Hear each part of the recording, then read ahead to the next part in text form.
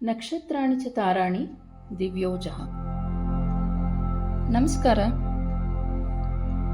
ದಿನ 4ನೇ ಜ್ಞಾನಾಮೃತ ಪಾಡ್ಕಾಸ್ಟ್ ಸೀರೀಸ್ಗೆ ಎಲ್ಲರಿಗೂ ಸ್ವಾಗತ. ನಾನು ಡಾಕ್ಟರ್ ಪದ್ಮಾವತಿ, ಧಾತ್ರಿ ಚಿಕಿತ್ಸಾಲಯದಿಂದ. ಇವತ್ತು 2 ವಿಷಯದ ಬಗ್ಗೆ ತಿಳ್ಕೊಳ್ಳೋಣ. ಒಂದು, ಶ್ರೀ ವಿಷ್ಣುವಿನ ಬಗ್ಗೆ ಹಾಗೂ ಜಲತತ್ವದ ಬಗ್ಗೆ.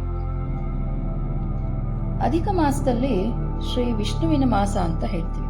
ಅಂದರೆ ಏನು, ಪುರುಷೋತ್ತಮ ಮಾಸ ಅಂತ ತಿಳ್ಕೊಂಡಿದ್ದೀವಲ್ಲ. ಯಾಕೆ ಅಂದರೆ ಈ ಮಾಸದಲ್ಲಿ ವಿಷ್ಣುವಿನ ಭಕ್ತಿ ಅಧಿಕ ಫಲ ನೀಡುವಂಥದ್ದು ಅಂತ. ಹಾಗೆ ಆಯುರ್ವೇದದ ಪ್ರಕಾರ ಹೇಗೆ ವಿಷ್ಣು ನಮ್ಮ ಜೀವನ ಸಂರಕ್ಷಕನು, ಹಾಗೆ ನಮ್ಮ ಆಯುರ್ವೇದ ದಿನಚರಿಯನ್ನು ಅನುಸರಿಸಿದ್ರೆ, ಅಂದರೆ ಬೆಳಗ್ಗೆ ಬೇಗ ಏಳೋದು, ಎಣ್ಣೆ ಹಚ್ಚಿ ಸ್ನಾನ ಮಾಡುವಂಥದ್ದು, ವ್ಯಾಯಾಮ, ಧ್ಯಾನ, ಸಮಯಕ್ಕೆ ಸರಿಯಾಗಿ ಊಟ ಮಾಡೋದು, ಇವೆಲ್ಲವೂ ನಮ್ಮ ಆರೋಗ್ಯಕ್ಕೆ ಸಂರಕ್ಷಕವಾಗಿ ಇರುವಂಥದ್ದು. ಹಾಗೆ ವಿಷ್ಣು ಸಹಸ್ರನಾಮವನ್ನು ಈ ಮಾಸದಲ್ಲಿ ಪಠಿಸಿದ್ರೆ ಅತ್ಯಂತ ಫಲದಾಯಕವಾಗಿರುವಂಥದ್ದು. ಪ್ರತಿ ನಾಮ ಒಂದು ಕಂಪನ. ಇದು ಭಕ್ತನನ್ನ ಬ್ರಹ್ಮಾಂಡಕ್ಕೆ ಸೇರಿಸುವಂಥ ಒಂದು ಜಾಗ. ಹಾಗೆ ನಾವು ಓಂ ನಮೋ ನಾರಾಯಣಾಯ ಅಂತ 108 ಬಾರಿ ಜಪಿಸಬಹುದು. ಮುಂದೆ ಜಲತತ್ವದ ಬಗ್ಗೆ ತಿಳ್ಕೊಂಡು, ಏನು ಹಂಗಂದ್ರೆ ಜಲತತ್ವ ಅಂದರೆ ಇದು ಪಂಚಮಹಾಭೂತಗಳಲ್ಲಿ ಒಂದಾಗಿದೆ. ನಿಮಗೆ ಗೊತ್ತಿರೋ ಹಾಗೆ 5 ತತ್ವಗಳು: ಆಕಾಶ, ವಾಯು, ಅಗ್ನಿ, ಜಲ, ಪೃಥ್ವಿ. ಈ ಉದಯಿಸಬೇಕಾದ್ರೆ ಸೂರ್ಯನಿಗೆ ನೀರನ್ನು ಅರ್ಪಿಸೋದು ಒಂದು ಕೃತಜ್ಞತಾ ದೈವಿ ಭಾವ. ಇದು ವೈದಿಕದಲ್ಲಿ ಅಭ್ಯಾಸವಾಗಿದೆ. ಹಾಗೆ ನೀರನ್ನು ಪ್ರಾಣ ಅಂತ ಹೇಳ್ತೀವಿ ಅಲ್ವಾ. ಹಾಗೆ ಇದು ಸ್ಮರಣೆ ಮತ್ತೆ ಗುಣಪಡಿಸುವಿಕೆಯಲ್ಲಿ ವಾಹಕ ಅಂತ ಪರಿಗಣಿಸಲಾಗಿದೆ. ಆಯುರ್ವೇದದ ಪ್ರಕಾರ ಉಷ್ಣ ಜಲ ಸೇವನೆ ಅಂದರೆ ಬೆಚ್ಚಗಿನ ನೀರು ಬೆಳಗ್ಗೆ ಎದ್ದ ತಕ್ಷಣ ಸೇವನೆ ಮಾಡೋದ್ರಿಂದ ಕರುಳಿನಲ್ಲಿ ಆಮ ಅಂದರೆ ಏನು ವಿಷ, ಅದನ್ನು ಹೊರಹಾಕಕ್ಕೆ ಉತ್ತಮವಾದ ಅಭ್ಯಾಸ.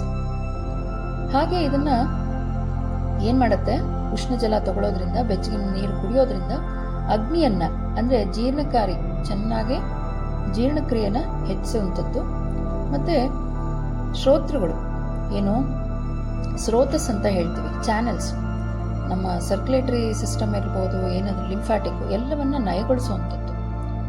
ಅದು ಅಲ್ಲದೆ ತಾಮ್ರದ ಪಾತ್ರೆ ನೀರು ಹಿಂದಿನ ದಿವಸ ರಾತ್ರಿ ಇಡೀ ಸಂಗ್ರಹದಲ್ಲಿ ಇಟ್ಟು ಬೆಳಗ್ಗೆ ತಗೊಳ್ಳುವಂಥ ತಾಮ್ರದ ನೀರು ವಿಶೇಷವಾಗಿ 3 ದೋಷಗಳನ್ನು ಸಮತೋಲನಗೊಳಿಸುತ್ತೆ. ಸೊ ಅದಕ್ಕೇನಾದ್ರು ಆಧುನಿಕವಾಗಿ ಸಂಶೋಧನೆ ಆಗಿದೆಯಾ? ಹೌದು. ಬೆಚ್ಚಗಿನ ನೀರು ಕುಡಿಯೋದ್ರಿಂದ ಬೆಳಗ್ಗೆ ಹೊತ್ತಲ್ಲಿ ಪೆರಿಸ್ಟಾಲ್ಟಿಕ್ ಮೂಮೆಂಟನ್ನು ಹೆಚ್ಚು ಪಡಿಸುತ್ತೆ. ಸರಾಗವಾಗಿ ಏನು ಬೆಳಗ್ಗೆ ಎದ್ದ ತಕ್ಷಣ ಮೋಷನ್ನು ಕ್ಲಿಯರ್ ಆಗುವಂಥದ್ದು, ರಕ್ತ ಪರಿಚಲನೆ ಸುಧಾರಿಸುತ್ತೆ, ಹಾಗೂ ಎಲ್ಲ ವ್ಯವಸ್ಥೆಯನ್ನು ಸಕ್ರಿಯಗೊಳಿಸುತ್ತೆ. ಅದರಲ್ಲೂ ತಾಮ್ರ ಸಂಗ್ರಹಿತ ನೀರು ಆಂಟಿಬಯೋಟಿಕ್ ಗುಣಲಕ್ಷಣ ಹೊಂದಿದೆ. ಸೊ ಹೀಗೆ ಎಲ್ಲ ಅಧ್ಯಯನಗಳು ನೋಡೋದ್ರಿಂದ ಗಮನಾರ್ಹವಾಗಿ ಇದು ತುಂಬ ಉಪಯೋಗ ಅಂತ ಅರ್ಥ ಆಗ್ತಾ ಇದೆ. ಹಾಗಾದರೆ ಇವತ್ತಿನ ನಮ್ಮ ಅಭ್ಯಾಸ ಏನು? 1, 108 ಸತಿ ಓಂ ನಮೋ ನಾರಾಯಣ ಹೇಳೋದು, ಅಥವಾ ವಿಷ್ಣು ಸಹಸ್ರನಾಮ ಅದನ್ನು ಪಾರಾಯಣ ಮಾಡೋದು. ಇನ್ನೊಂದು, ಇಂದು ರಾತ್ರಿ ತಾಮ್ರದ ಪಾತ್ರೆಯಲ್ಲಿ ನೀರನ್ನು ಸಂಗ್ರಹ ಮಾಡೋಣ. ನಾಳೆ ಬೆಳಿಗ್ಗೆ ಎಲ್ಲಕ್ಕಿಂತ ಮೊದಲು ತಾಮ್ರದ ನೀರು ಅಥವಾ 2 ಲೋಟ ಬೆಚ್ಚಗಿನ ನೀರು ಕುಡಿಯೋಣ.